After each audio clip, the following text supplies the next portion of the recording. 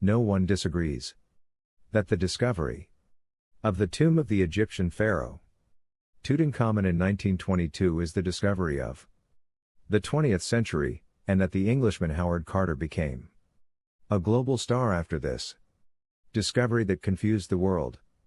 But what about the other side of the English discoverer?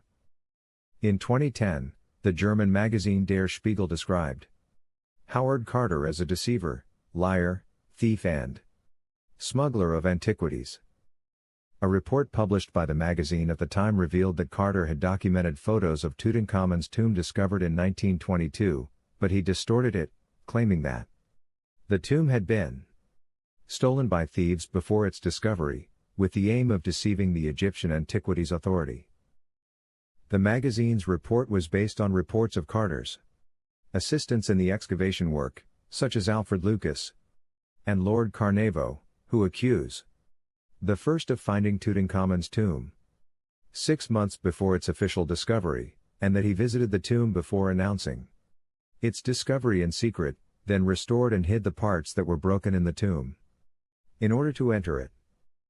He added that Carter's intention was to keep half of the contents of the cemetery from the excavation team's share to make it look as if it had been stolen before, and when the decision on this matter finally ended in not dividing the cemetery's possessions and keeping them completely in Egypt, Carter stole a large number of her holdings, of which there are 20 today inside the Metropolitan Museum in New York City, USA alone, while the rest are located in London, Paris, Kansas City, and Germany. The report stated that one of the heads of the German State Museum of Saxony, who refused to be named, admitted that he possesses blue artifacts belonging to the cemetery, which Carter hid during the cemetery cleaning operations before he later gifted it to a female secretarial worker. The report indicated that 2 German Egyptian archaeologists denied Carter's perceptions, and considered that his allegations of the theft of the tomb as a prior deception, in addition to the footprints, with which Carter had previously proven his claims that the tomb was stolen.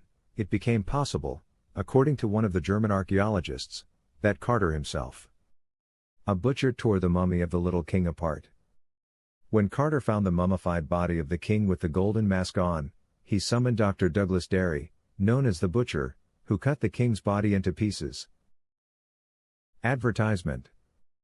Ads by Dr. Zahi Hawass, an Egyptian archaeologist, tells in his book Tutankhamun the story of dismembering the king's body, as the process of examining the mummy for the first time came 3 full years after the discovery of the tomb, specifically on November 10, 1925, and it was not an examination in the conventional sense.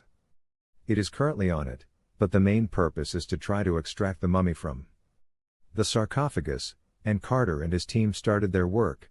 So at first they tried to lift the inner sarcophagus cover for the first time, and it was a surprise, as the king's head appeared in front of them, completely gilded, hidden behind the golden mask, and even attached to it, and the mummy was attached also with the coffin, and Carter preferred at the time that it was better to remove the coffin from the cemetery and place it in the sun, in the belief that the resin was a resinous substance used by the ancient Egyptians, which might dissolve and separate the mummy from the coffin.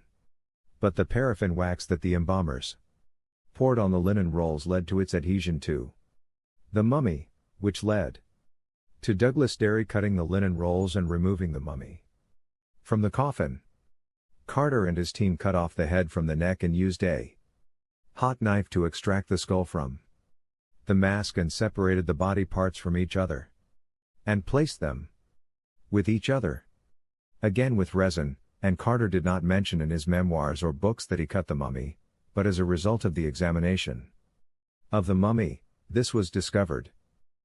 In the same context, Bassem al-Shamah, a researcher in Egyptology, explained, in previous statements, to the Middle East News Agency, that the mummy of Tutankhamun was corrupted by Dr. Douglas Derry, the butcher. Dr.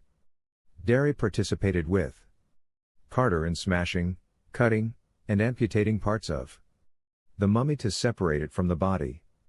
coffins and linen rolls, and that they cut the mummy into more than 15 separate pieces, indicating that Derry used heated knives to separate the mummy's head from the funerary golden mask, which prompted the specialized photographer Burton to put white cotton at the bottom of the mummy's neck in order to cover the effects of separating the neck and head from the body so that it does not appear in the picture, and in another picture, we notice that it is possible that the neck area has been darkened to cover the separation of the head from the body.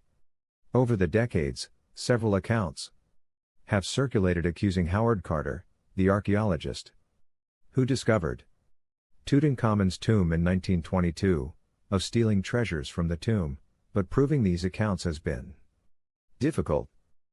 In conjunction with the centenary of the discovery of the most famous cemetery in the world, these days new evidence has emerged proving that Carter stole the belongings of the young king Tutankhamun, and collected treasures from them before the official opening, according to the British newspaper The Guardian.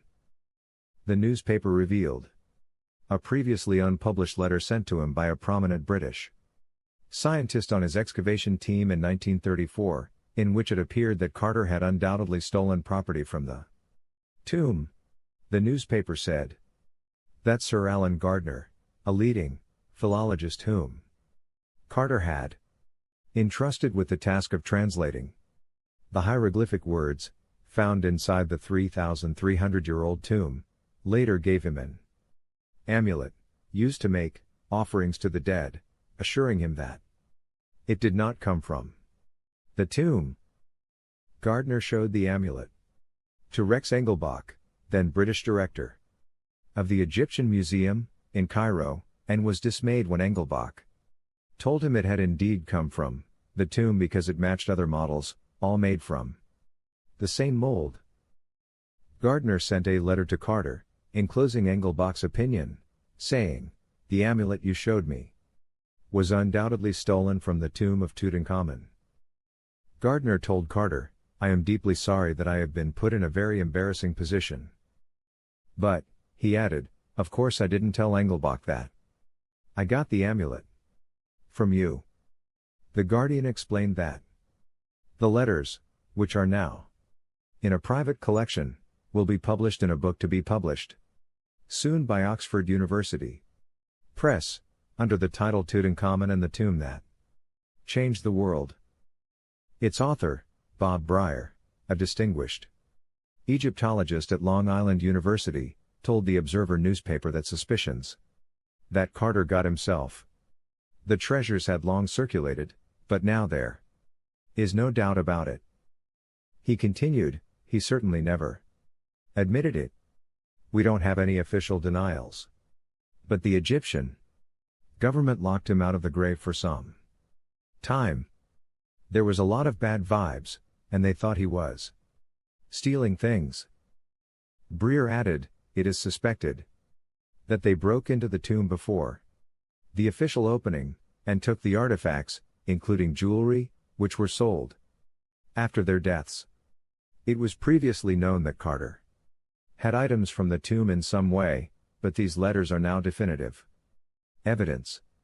He wrote in his book that the Egyptians were unable to prove their suspicions and were convinced, for example, that Carter was planning to steal a wooden head of Tutankhamun found in his possession, noting that at that time the Egyptian authorities entered and searched section No.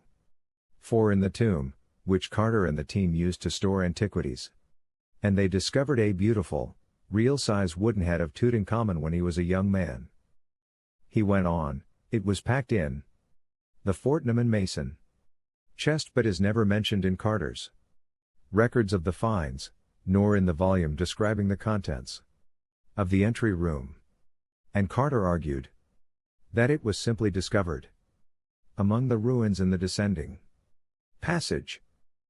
Later, we find pieces of his property in the Egyptian antiquities market that clearly came from the tomb, Breyer said. Some Egyptologists have questioned Carter's claim that the tomb's treasures were looted in ancient times. And in 1947, in a scientific journal in Cairo, Alfred Lucas, one of Carter's employees, reported that Carter secretly opened the door to the burial chamber himself, before going out to close it and cover the opening. And some have entered museums, including the Metropolitan Museum of Art in New York, which announced in 2010 that it would send to Egypt 19 pieces acquired between the 1920s and 1940s because they can be attributed with certainty to the tomb of Tutankhamun, according to the British newspaper. In his 1992 book on Carter, the late Harry James referenced Carter's letters at the University of Oxford's Griffith Institute, which refer to a quarrel with Gardiner that led to the return of the amulet to Cairo. The Guardian reported that the significance of the previously unpublished correspondence lies in the fact that the accusation came from a leading expert who was already involved in the first excavation.